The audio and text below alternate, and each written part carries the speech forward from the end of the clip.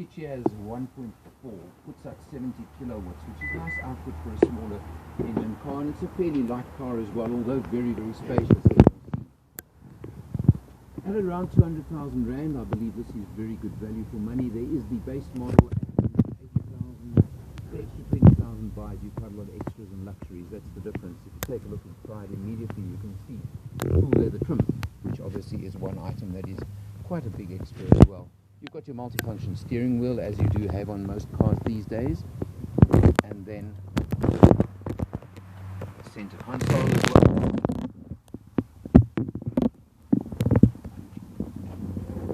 Climbing into the driver's seat. What I enjoy these days is the push button stop-start for the engine, and in fact you have what they term keyless go, which is a nice feature.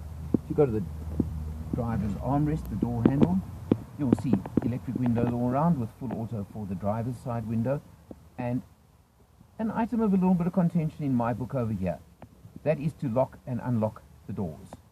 I believe that quite honestly this should be activated when you pull away at 5 or 10 kilometers per hour, which doesn't operate on this car, but anyway.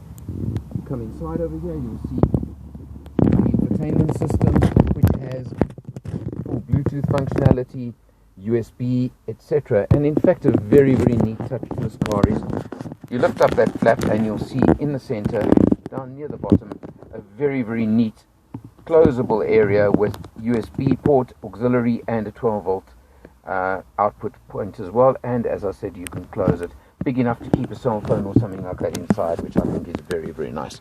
5-speed manual gearbox as well, and that's also a very neat function. Overall, I must tell you, a very, very light and easy car to drive, which I found such a pleasure as well.